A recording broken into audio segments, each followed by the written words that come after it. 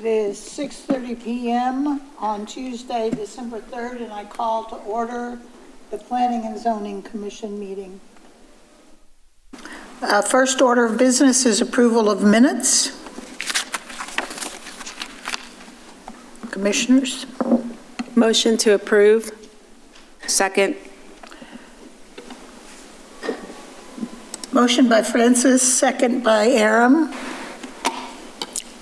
Vote now.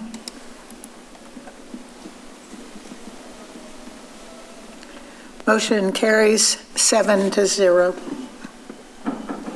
Next order of business is a regular hearing. The final plat of Oak Ridge Park Estates, Section 1, Lot 5R and 6-5, Block 5 on .467 acres out of the P.K. Wagner Survey, abstract number 1016, single-family residential, 7,500 square feet lot, R 7.5 district, located at 133 and 125 Hedgerow Lane, being a replat of Oak Ridge Park Estates, Section 1, a portion of Lot 4, and all of Lots 5 and 6, Block A, 24-11-9 RP. Good evening, Commissioners. The replat of Oak Ridge Park Estates was submitted on November the 5th, 2024, and has been reviewed by staff. Staff recommends that the Planning and Zoning Commission disapprove the replat of Oak Ridge Park Estates for the deficiencies listed and delegate to staff the authority to accept and approve the plat once the listed deficiencies are corrected. The approved plat will be brought to the chair for signature. Commissioners, questions? Comment? I'll entertain a motion. Move to disapprove the final plat due to deficiencies and delegate to staff the authority to accept and approve the plat when deficiencies are corrected. Motion by Aram. Second. Second by Ainsley. No. And vote now.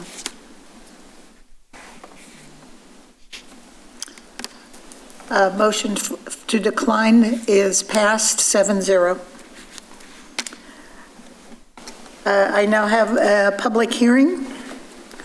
Public hearing consideration of a special use permit for automotive repair minor on approximately 1.5871 acres, legally described as Lot 9, Block A, Fairway Business Park, located at 1504 Eagle Court, zoned Light Industrial District, LI, as requested by John Lamb of All Trades on behalf of AIP Eagle Court, LLC, the property owner.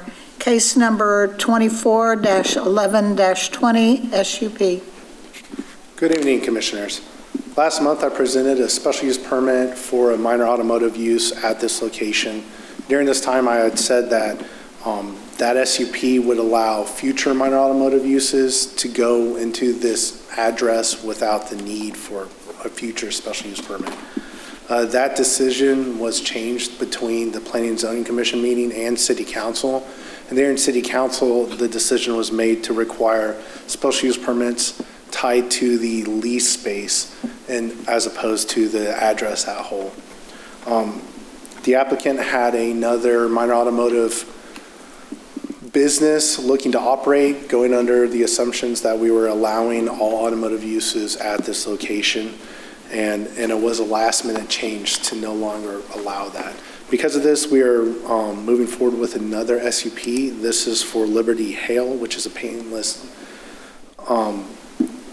dent repair business. It will follow all the requirements of the previous SUPs at this location, being that there will be no automotive stored outside. They have their business hours listed in the staff memo. This will be the last special use permit that staff can support at this location. And I'm happy to answer any questions you may have. The applicant is also here tonight. Thank you. Commissioners, questions? If not, I'll open the public hearing. Anyone wishing to speak may come forward. State your name and address, please.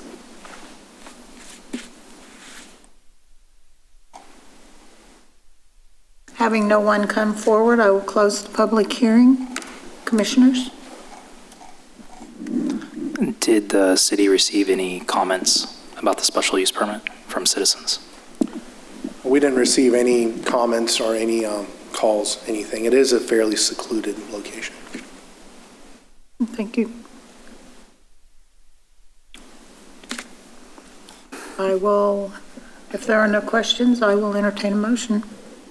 I make a motion to approve the special use permit. Motion Second. by Francesca, Second by Josh. second by Joshua. Vote now. Motion carries 7-0.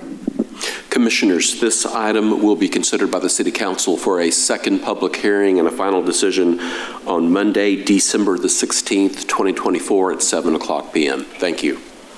Thank you.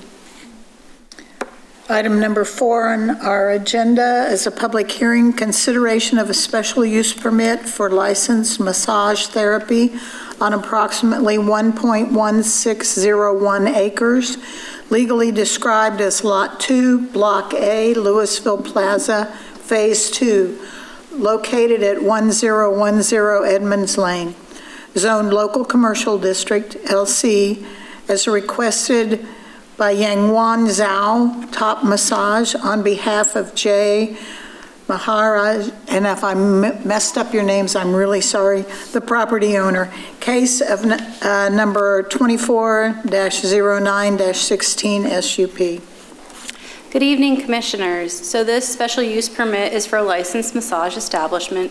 It's required. There was a licensed massage establishment at the facility, but unfortunately the owner of that business was arrested on 2 charges for prostitution and promotion of prostitution. So therefore, to another massage establishment, licensed massage establishment going into this location is required to obtain a special use permit. And those were based on regulations that were adopted in 2023 and amended earlier this year.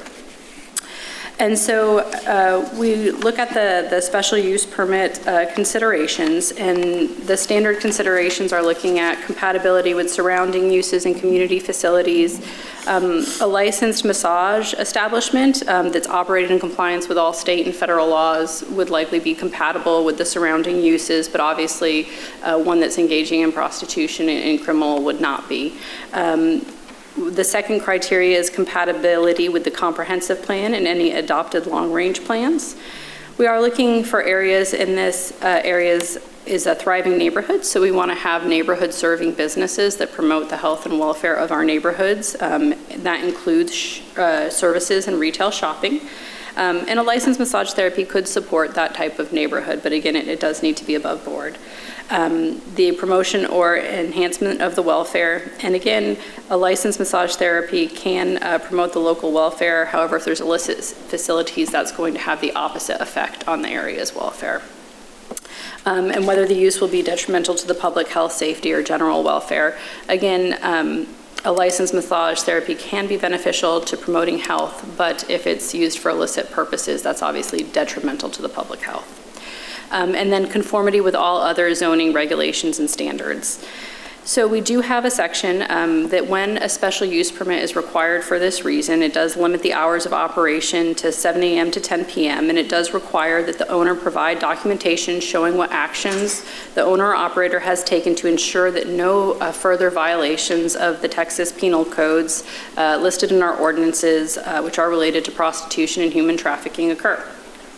So the applicant has provided a copy of her state license as a massage therapist, and there are no violations on her license. She has submitted letters stating that she will hire only licensed massage therapists with the state.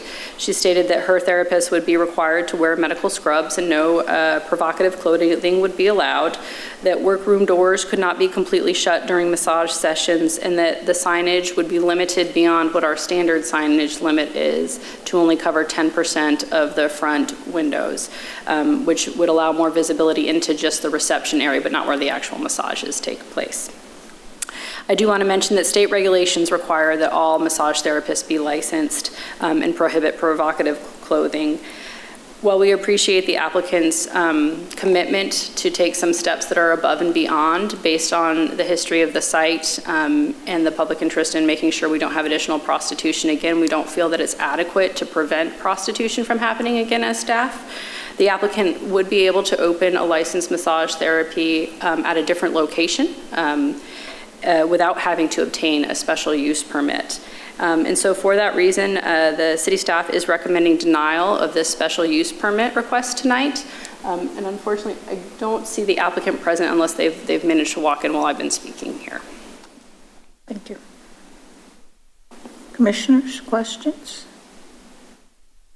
So, Michelle, just so that I'm clear, the reason why the city is wanting to deny the request is because of what previously happened in that same location? The SUP is required because of what previously happened. Part of what the applicant has to do in this circumstance is provide documentation about how they'll prevent it from happening again, because now that space, people used it for that. So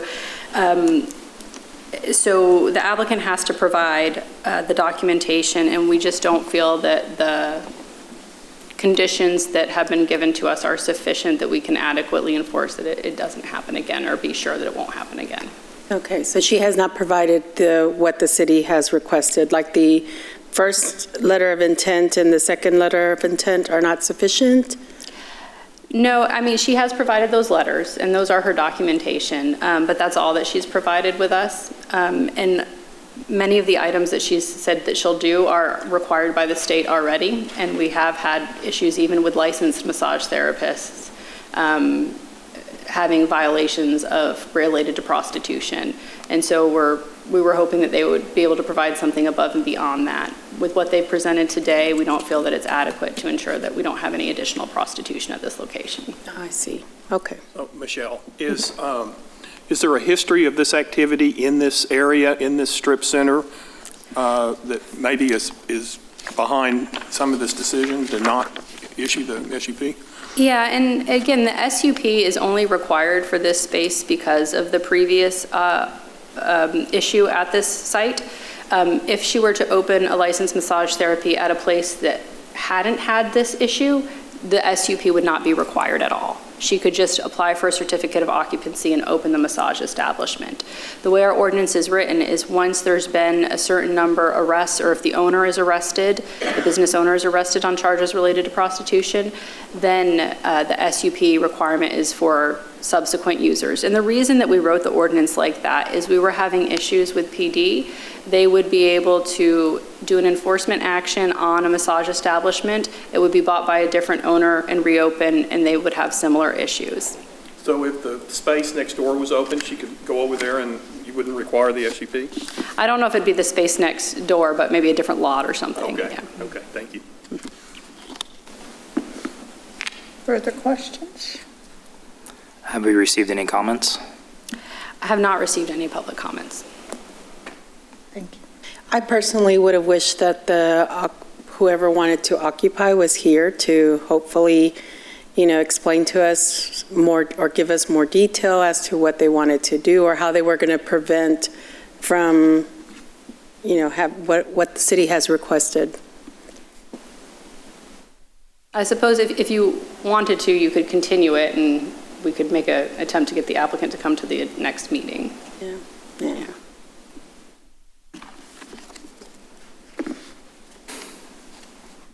Thank you. I'll open the public hearing. Anyone wishing to come forward and speak may do so. State your name and address, please.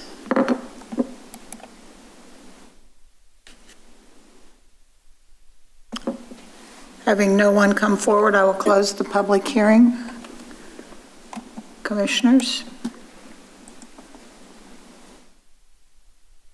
I make a motion to deny the special use permit as presented. Thank you. Motion by Francesca, Second by Rick. second by Rick. Vote now. Motion carries 7-0 to deny Commissioners, this item will be considered by the City Council for a second public hearing and a final decision on Monday, January 6th, 2025 at 7 o'clock p.m. Thank you. Thank you, Richard. Item number 5 on our agenda is a public hearing, consideration of a zone change from light industrial LI district to heavy industrial HI district and heavy industrial HI district to light industrial LI district on a portion of 8.504 acre lot, legally described as Lot 1, Block A, MA Block Addition, located at 1201 South Railroad Street, as requested by Arturo Flores, the applicant, on behalf of Floro Enterprises Incorporated, the property owner, 24-09-10Z. Good evening, Commissioners. So Floor is a construction company that's based off of 1201 South Railroad Street, and currently their property is split zoned light industrial at the northern portion of the site and heavy industrial of the southern portion. But the applicant is proposing a rezone so that the frontage of the site where their office building currently resides is light industrial, and the back be rezoned to heavy industrial. They're proposing this because they are looking to do a contractor's yard use in the back, so that would require heavy industrial zoning to do so. Oh, I'm just blanking. So the area is surrounded completely by other industrial uses to the north, south, east, and west, and so staff recommends approval of this zone change. The applicant is also here to answer any further questions. Thank you. Questions, Commissioners? If no questions, I'll open the public hearing. As previously stated, there is a representative from the company here for questions. Who is willing to speak? Come forward and state your name if you wish to speak.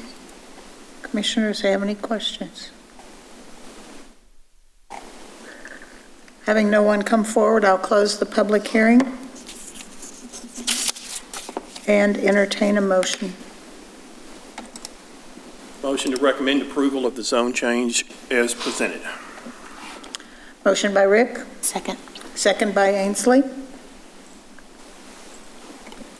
Vote now. Motion carries 7-0. Commissioners, this item will be considered by the City Council, who will be holding a second public hearing and be making a final decision on Monday, January the 6th, 2025 at 7 o'clock p.m. Thank you. Thank you, Richard. The sixth item on our agenda tonight is a public hearing, consideration of a recommendation for amendments to the Unified Development Code by amending Article 2, definitions, Article 7, uses, parking requirements, supplemental use regulations, and certain distance requirements, and Article 8, Chapter 3, landscaping standards of Volume 2 of the Lewisville City Code, known as the Unified Development Code, by adding new defined terms to Section 2.2.1 as required by the regulations set forth herein, by adding a new Section 8.3.24 establishing supplemental use regulations for manufacturing, light intensity, manufacturing medium intensity, manufacturing heavy intensity, and warehouse distribution facility uses,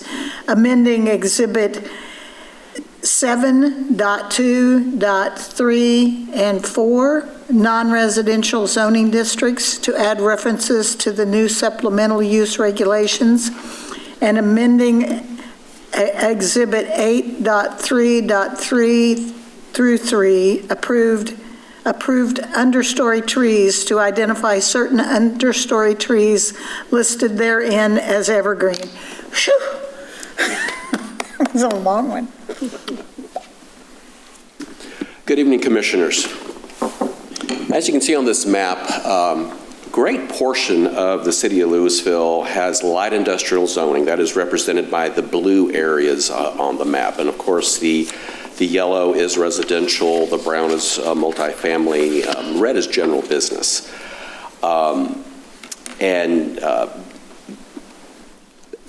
Prior to the Unified Development Code being adopted, our commercial districts were cumulative. So that meant that office uses in the office district were also allowed in the local commercial, and all of those uses, are added then to the next category, which is general business, and then finally that gets to the light industrial. So all of these other uses are allowed.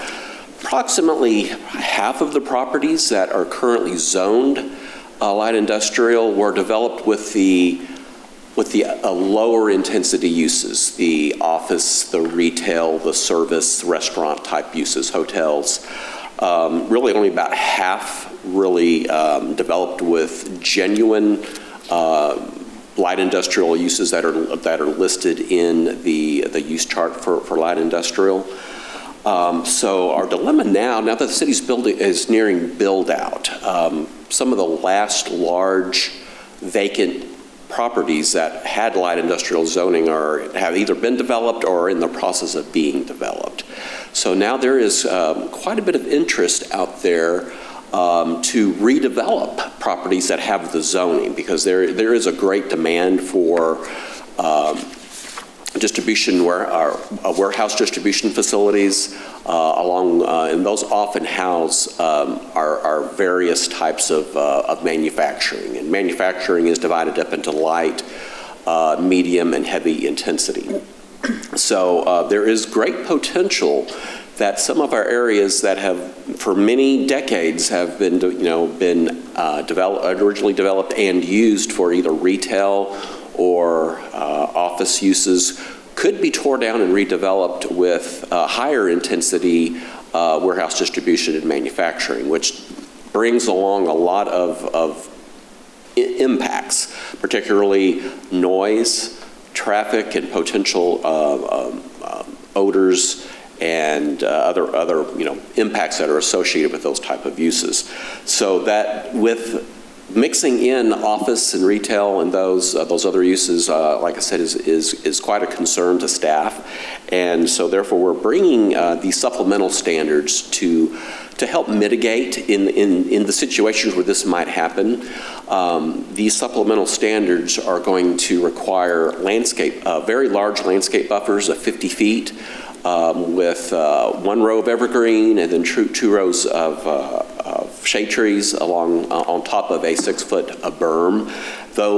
These buffers will be required along all public streets and in any adjacent properties that are most sensitive uses, which would be any residential uses, any parks or open space, and also any schools. In addition to that, we also addressed the truck courts themselves. So that's where a lot of the activities is occurring. So these supplemental standards do prohibit the truck courts from facing any public streets or these sensitive uses. And any open sides of the truck court that really face any use besides any other intense use like that. They're listed. There's 9 different categories listed in these supplemental standards. If it's not adjacent to one of those 9, then a 12-foot either masonry or tilt wall, masonry screening wall would be required to basically provide an extra level of buffering adjacent to these other uses. We feel this is a very logical step, a prudent step moving forward. As we do expect more properties, the demand is still there. We expect some properties to be redeveloped, and this would be, like I said, a prudent step to to mitigate some of those impacts upon some of the existing properties that have developed with lesser intensity uses. And as you can see, like I said, we've got a lot of areas in the city that have the light industrial zoning. You know, we do, like I said, have some, probably about half, have the more intense uses, we, like I said, but like I said, it's really the other half that we're most concerned about, especially the adjoining existing uses. We feel we don't want those negative impacts to negatively further impact those properties. So with that, I would be glad to answer any questions. Thank you. Thank you. Questions? I have one. In terms of, has any analysis been done on, are we, by implementing these requirements as you propose, are we seriously decreasing the availability of sites that are appropriate for that type of use? Or is there enough flexibility for someone to say they want to have that use and they can live up to this performance? Yeah, we've looked, you know, at like I said, this city is almost built out. And like I said, the few large vacant properties that can accommodate these type of uses are already under development. So these rules wouldn't apply to them. It would most likely apply in situations where you have a redevelopment of an existing site, so that the existing development would be scraped, basically, and then the new development would put in. So that's when these would kick in. We did add language in here that states that these standards can be modified or waived by an alternative standard. So if there is, you know, we can't really look at every single situation, but if there is a situation where these requirements are not reasonable, the applicant can ask for an alternative standard that we can process as part of their engineering site plan. I've just observed that the potential for an unintended consequence of shoving or shifting this type of land use into a particular area may be anticipated or not. Mm-hmm. And staying on top of that will be important. Absolutely. Thank you. Other questions, comments? If there are none, I will open a public hearing. Anyone wishing to speak may come forward, state your name and your address, please.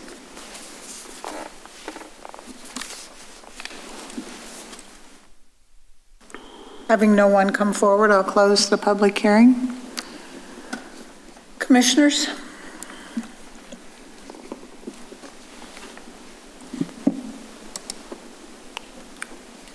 Entertain a motion. Motion to recommend approval of amendments to the Unified Development Code as presented. Motion by Rick. Second by Josh. Josh. Was that Josh? Thank you. Second by Josh. Vote now, please. You're so quiet down there. Motion carries 7-0. Commissioners, this item will be considered by the City Council, who will hold a second public hearing and make a final decision on Monday, December the 9th, 2024 at 7:00 p.m. Thank you.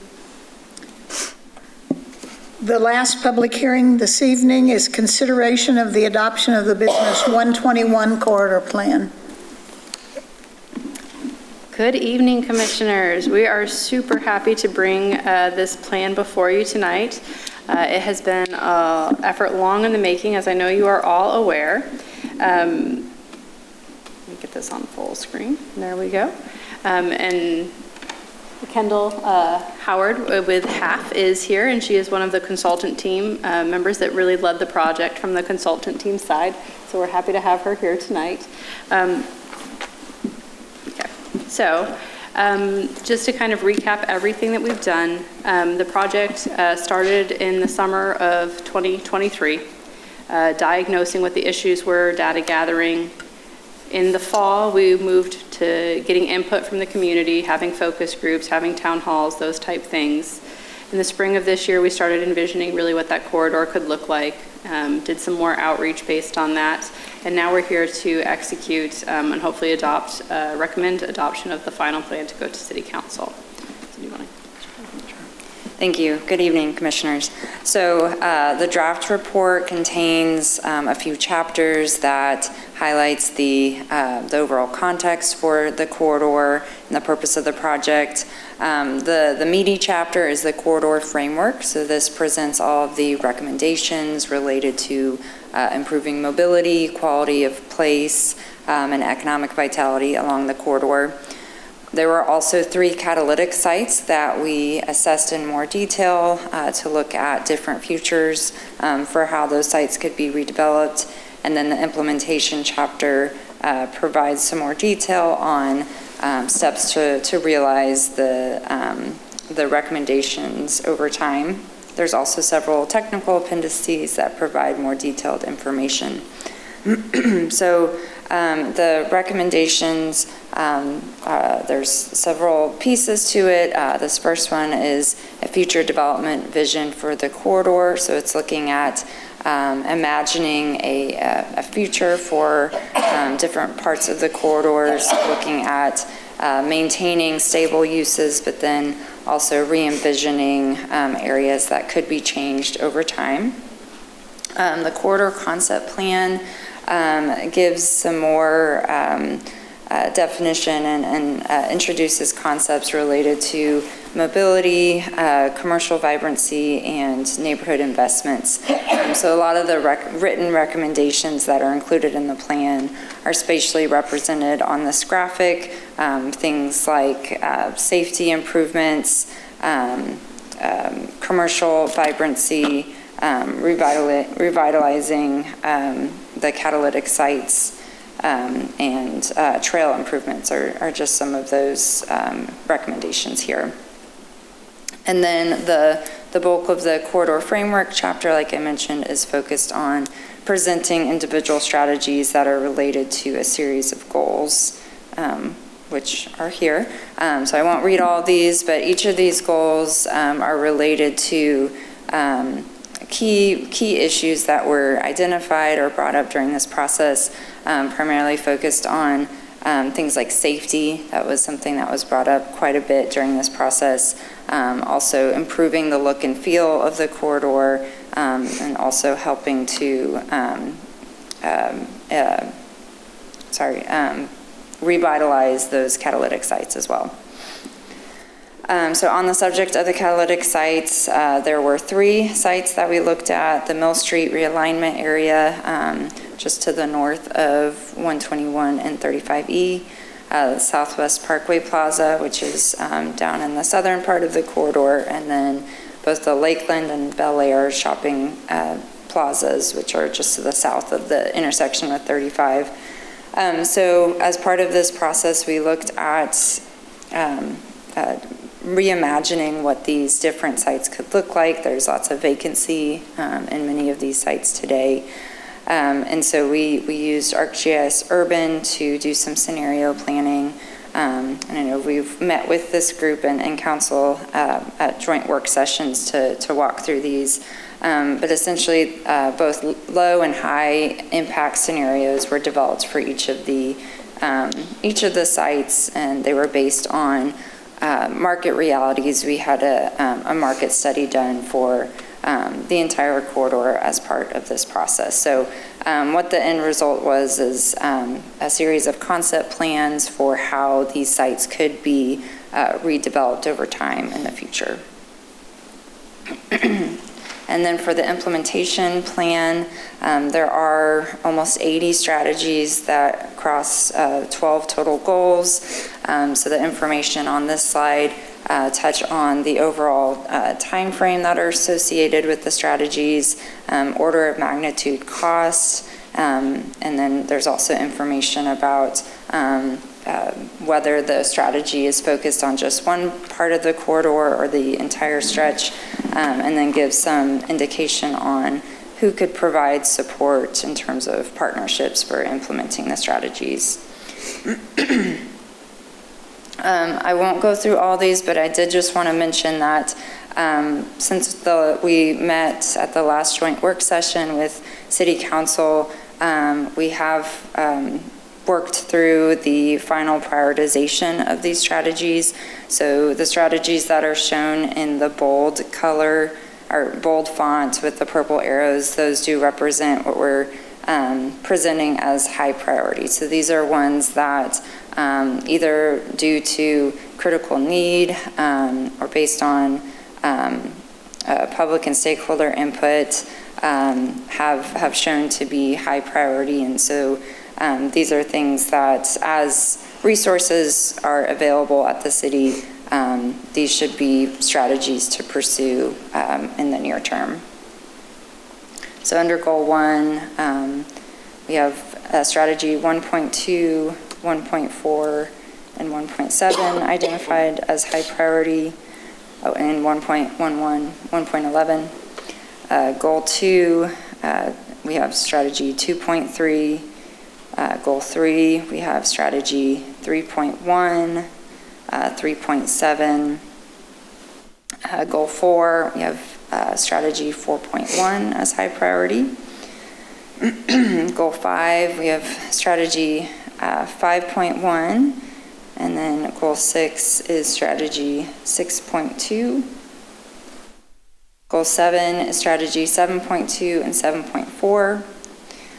Goal 8, this is the longest goal. This is focused on address key safety issues. I mentioned previously that was one of the top top issues we kept hearing throughout this process.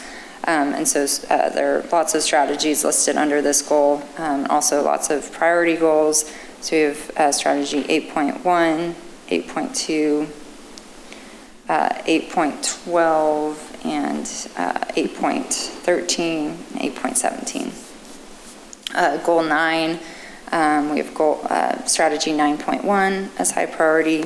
Goal 10, we have 10.1 and 10.2. And I believe that's it.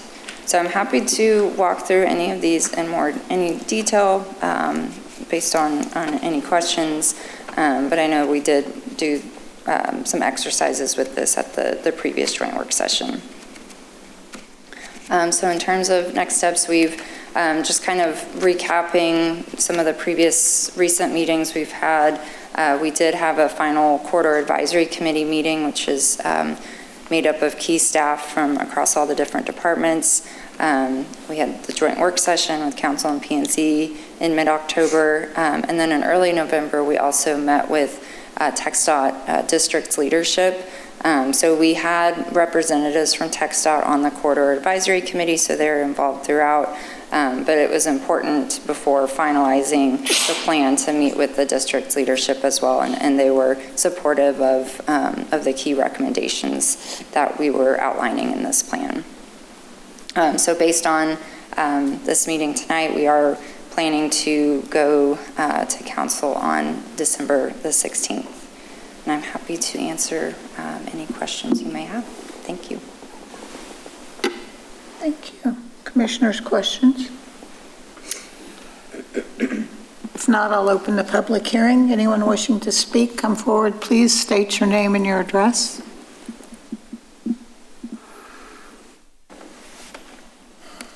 Having no one come forward, I will close the public hearing. Commissioners, entertain a motion. First, I would just like to congratulate staff. A lot of work.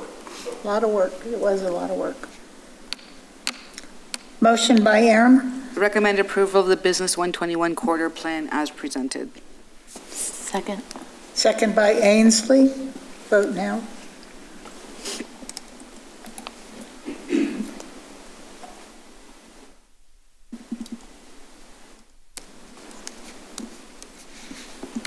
Motion carries 7-0. Commissioners, this item will be considered by the City Council, who will hold a second public hearing and be making a final decision on Monday, December the 16th, 2024 at 7:00 p.m. Thank you. Thank you. The next thing on the agenda is announcements, and first of all, I'd like to congratulate the planners on a successful backyard cottage event And there was a lot of really good ones. It was very nice. Thank you, Michelle and Grace. I saw you. I know Grace isn't here, but saw you guys last night, and the cookies were good. Any other announcements? Just to let everyone know that this coming weekend, is the Holiday Stroll, our annual event. And so that's Friday and Saturday, and it's also some kickoff events for our centennial celebration, as 2025 will be the centennial. And it's the first events of the Centennial Committee this weekend. Yep. Any other announcements? If not, our next item is adjournment. Motion to adjourn. Motion by Rick, Seconded by Jack. second by Jack. Vote now. Motion carries.